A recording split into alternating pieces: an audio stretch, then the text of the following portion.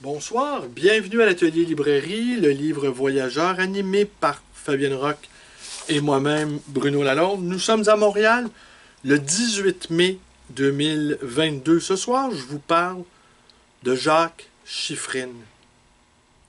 Qui est Jacques Chiffrine? Eh bien, il a à son actif plusieurs réalisations, dont une absolument spectaculaire. Il est le créateur, l'inventeur, le promoteur, même si sa création a fini par lui échapper. Et cette création, c'est la bibliothèque de la Pléiade. Alors, un mot, je vais vous montrer le livre. Alors, c'est une biographie qui lui a été consacrée, biographie écrite par Amos Reichmann.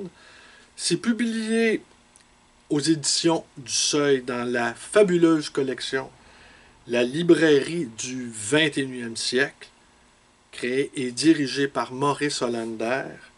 Alors le titre, c'est Jacques Chiffrine, un éditeur en exil, et la préface est d'un autre historien, Robert O. Paxton, spécialiste de Pétain, entre autres. Et Paxton n'a pas hésité, il y a quelques mois, à corriger les nombreux contresens qu'a écrit et dit en public le, le chef du parti Reconquête en France. Alors il s'est fait gourmander et il s'est fait remettre à sa place. Je ne sais, j'aurais envie de dire grand bien lui en face, mais je ne sais parfois certains, j'oserais pas le qualifier d'intellectuel, mais certains chroniqueurs, certains commentateurs ont la peau beaucoup plus dure que l'immense majorité des intellectuels. Ils ont la peau plus dure parce que bien souvent, ils n'hésiteront pas à dire n'importe quoi. Et les bêtes de télévision, n'ont pas à s'encombrer de nuances. Bon, je pense que vous avez bien compris le message. Et donc, ce jeune auteur, Amos Reichmann, né en 1990, et qui est également haut fonctionnaire, semble-t-il, nous offre un précieux document qui est à la fois l'histoire de l'édition en France, et même dans le cas de la Pléiade, on peut parler de s'inscrire dans l'histoire mondiale de l'édition. Et en plus, dans le cas de Chiffrine, Jacques, de son prénom, il a eu un fort impact aux États-Unis, dans le monde de l'édition, suite à son exil. Mais ça ne sera pas le sujet de la vidéo de ce soir. Ce soir, on va rester concentré uniquement sur la première partie. Il est né donc Jacques Chiffrine en 1892 à Bakou. Il est mort à New York en 1950 de suite de complications, suite à une longue maladie de pulmonaire. Il le fumait énormément. Et les épreuves qu'il a traversées de l'arrivée d'Hitler en 1933 jusqu'à sa mort en 1950, eh bien, ont été innombrables. Et on peut dire, en fait, Hitler l'a tué, d'une certaine manière. Puis pas juste d'une certaine manière, il l'a tué, en fait. Alors, on reste encore ce soir dans la séquence lazaréenne, qui ne prendra peut-être pas fin de sitôt. Je ne m'avancerai pas davantage. Alors oui, il vient d'une famille riche, une famille de riches industriels, et de confession juive, mais non pratiquante. Il parcourt l'Europe, il est polyglotte. En Suisse, où il séjournera, il y rencontrera Jean Piaget. Il y rencontrera également le poète indien, lauréat d'un Nobel, Rabindranath Tagore, mais la révolution russe vient balayer tout ça. Ils sont chassée, la compagnie familiale est nationalisée et débute une, une quête tout de même assez courte pour Jacques Chiffrine, car son rêve est d'aller s'établir en France. Alors il arrive en France et assez rapidement, c'est un jeune homme charmant, polyglotte, plein de vie, plein d'énergie, un travailleur infatigable. Et assez rapidement, il fait sa place. Il fonde la bibliothèque de la Pléiade. Non, il fonde la Pléiade, qui deviendra plus tard la bibliothèque de la Pléiade. Il fonde donc la Pléiade en 1923. Et le premier texte qui sera publié, c'est un texte de Pouchkine, traduit par ses bons soins. Est-ce que je l'ai encore? Ah, on dirait que je l'ai vendu. Je vous aurais montré... on retrouve parfois dans les librairies d'occasion et d'anciens cette collection qu'il a fondée. Alors, il a publié, évidemment, on aura compris, beaucoup d'auteurs russes. Alors, en 1931, il fonde la bibliothèque de la Pléiade avec un premier titre, Les œuvres poétiques de Baudelaire. Et je vais vous lire un encart publicitaire qu'on trouvait dans les journaux d'alors.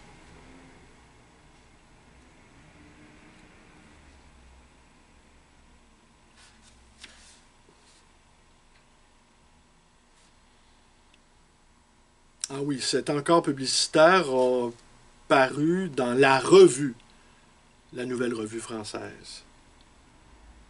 La bibliothèque de la Pléiade a été réalisée d'après des principes entièrement nouveaux, en un petit livre de format élégant et maniable, 11 cm par 17 cm,5, sous une reliure souple en pleine peau, nous donnons une énorme quantité de texte.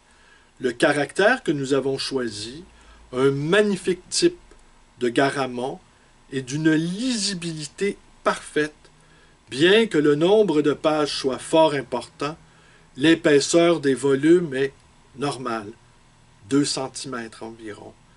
L'emploi du très coûteux Indira Paper, mince, opaque et inaltérable, nous a permis d'atteindre ce résultat.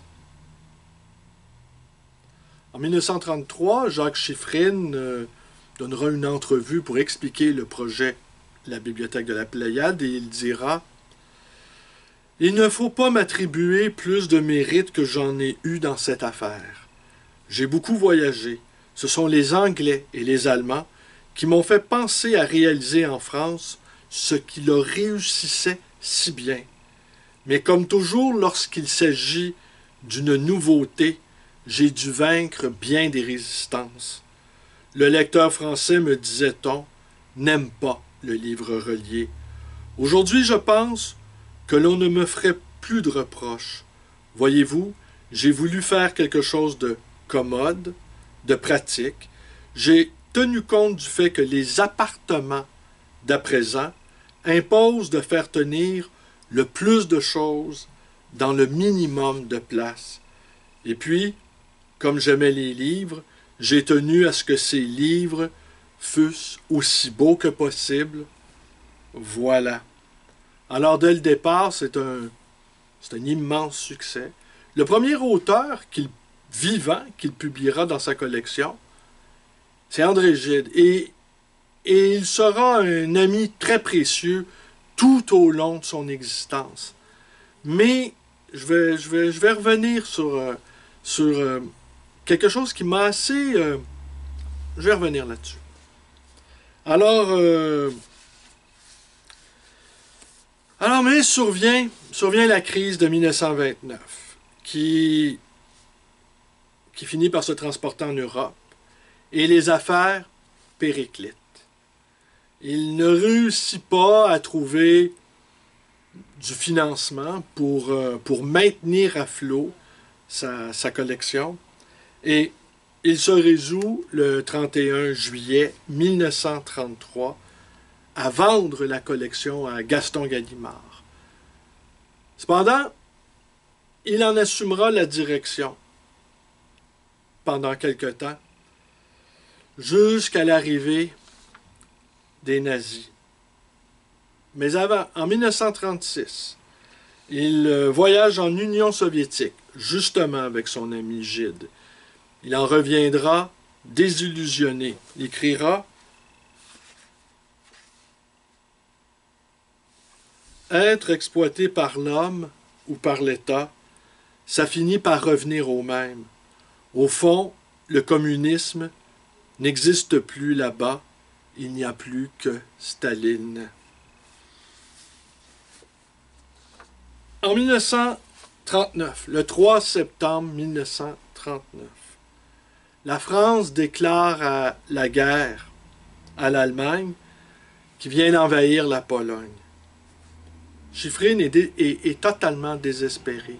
Il ne met pas de temps à comprendre que la situation va devenir extrêmement périlleuse pour les Juifs. Même si c'est un Juif parfaitement laïque, détaché des choses religieuses, l'éthos juif, l'être juif, la longue histoire de persécution qu'a connue ce groupe, entre guillemets, religieux, eh bien, lui, cette longue connaissance, cette longue pratique des exactions que ce peuple a subies, eh bien, met immédiatement en état d'alerte Chiffrine, et il ne sous-estime pas la menace nazie, comme le feront d'une certaine manière ses amis Gide et Martin Dugard. Alors donc, 14 juin 1940, les loups sont entrés dans Paris. Et assez rapidement, des mesures anti-juives sont mises en place par le nouveau régime, des mesures liberticides, va sans dire, et Gaston Gallimard renonce à sa collaboration. Et non seulement à sa collaboration, mais le nouveau régime en place met des mesures aussi contre certains livres. Ce qu'on a appelé la liste Bernard. Alors, je vais citer Amos Reichmann. À la fin de l'été 1940, une première liste, dite Bernard, définit un ensemble de livres contraires à l'idéologie nazie. Ils doivent être retirés de la vente et détruits. Près de 150 textes sont condamnés, parmi lesquels Les cloches de Bâle d'Aragon ou Le temps du mépris d'André Malraux. À Paris, le 27 août, des livres sont raflés au petit matin.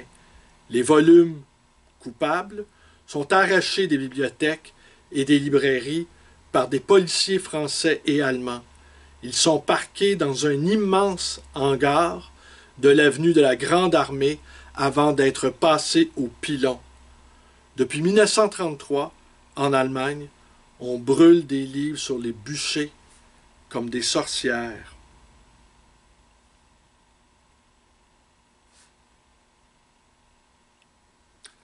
Jacques Chiffrine s'interroge sur son avenir au sein de la maison Gallimard.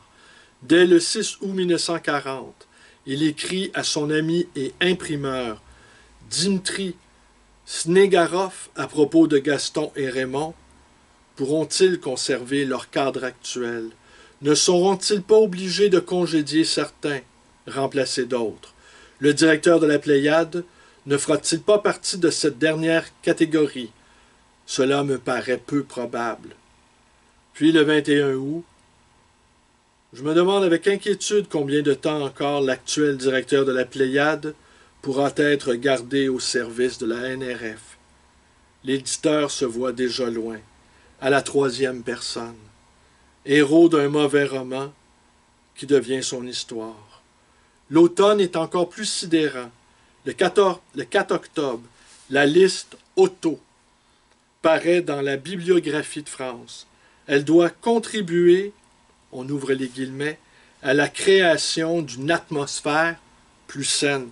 On referme les guillemets. De nouveaux ouvrages interdits sont recensés. Ils sont plus de 1000. Il s'agit de livres, on le cite, qui par leur esprit mensonger et tendancieux ont systématiquement empoisonné l'opinion publique française, sont visées en particulier les publications de réfugiés politiques ou d'écrivains juifs qui, trahissant l'hospitalité que la France leur avait accordée, ont sans scrupule poussé à une guerre dont ils espéraient tirer profit pour leur but égoïste. On entend ça ici, hein? Au fond, les agresseurs, on les aurait poussés à bout, hein? N'est-ce pas? Il y a comme une petite chanson qu'on entend assez souvent depuis le 24 février et que je crains fort qu'au fur et à mesure que le conflit s'enlise, s'embourbe, on entende de plus en plus. Bientôt, on va sans doute dire, et finalement, ces Ukrainiens, en ne se rendant pas, eh bien, nous entraînent dans un maelstrom d'abomination. Mais ce qui m'a frappé, je vais conclure là-dessus ce soir, parce que il a compris, il veut quitter la France.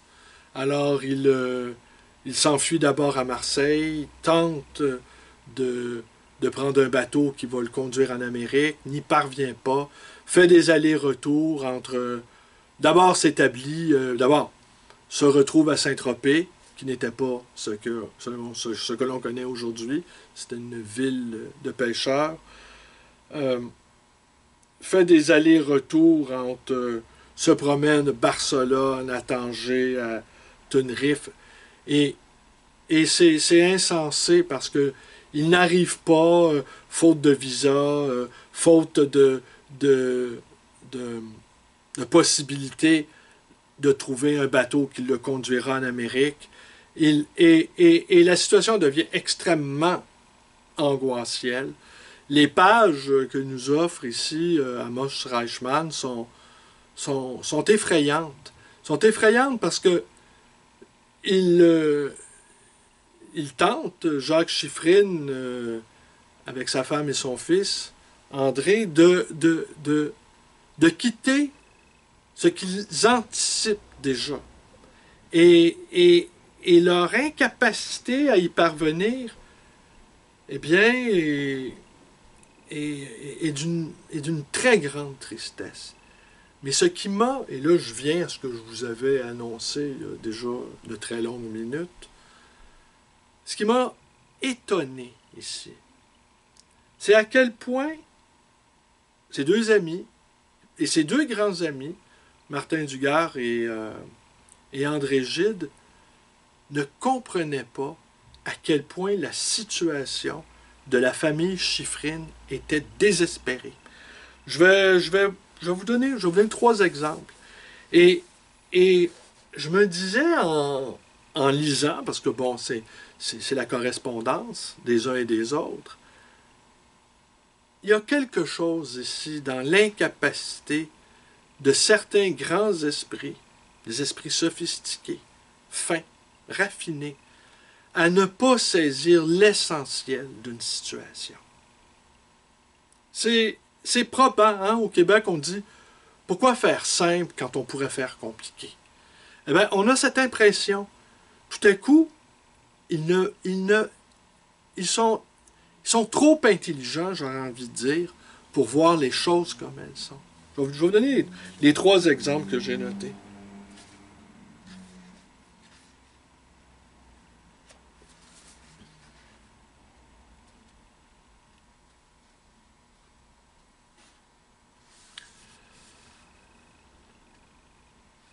Alors, Martin Dugard écrit en janvier 1941, « Vous savez, il ne faut pas perdre confiance. J'ai été longtemps très découragé, mais il n'y a plus lieu de l'être. Chaque mois qui passe éclaircit l'horizon et ressuscite les espoirs.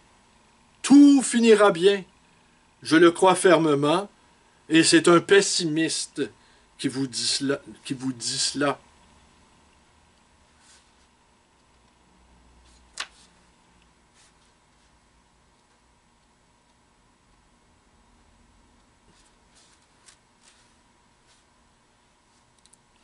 Le 12 juin, Martin Dugard, toujours lui, « Je ne sous-estime pas les risques, et j'ai compris votre décision. Tous les motifs qui vous appelaient là-bas vers une existence active, devenue difficile ici. Mais il m'a toujours paru que vous exagériez beaucoup ces risques. Toute possibilité d'une vie utile et laborieuse ne vous est pas aussi fermée que vous l'avez cru. Il y aurait moyen de travailler et de vivre. Vous avez ici des amis dévoués et fidèles. Je vous conjure de prendre calmement conscience de cela. Et si la déveine s'acharnait à mettre tous vos projets à l'eau, ayez assez de lucidité et de raison pour ne pas dépasser la mesure de la déconvenue, et vous raidir une fois encore contre la tentation du découragement excessif. Faut quand même le faire, hein? J'étais abasourdi de lire ça, mais tellement pas étonné au fond. Et Gide pourtant l'ami fidèle qui lui viendra véritablement en aide, de plusieurs manières. Votre état de fatigue vous fait voir tout en noir, prendre au tragique ce qui n'a pas d'importance. On est toujours en 41, là. Toujours en juin 41. Et il est à Casablanca à ce moment-là. Ah, s'il m'était possible de vous envoyer un mandat de quiétude, de quel cœur je l'expédierais, que je voudrais être auprès de vous. Mon affection saurait, j'en suis sûr, trouver des paroles pour ramener en vous le calme, l'espoir et même un peu d'assurance. J'examinerai avec vous, tranquillement, si le mieux ne serait pas pour vous d'attendre à Casablanca, où déjà vous avez quelques amis. Oui, d'attendre, sans chercher à fuir à tout prix, et vers quel avenir incertain.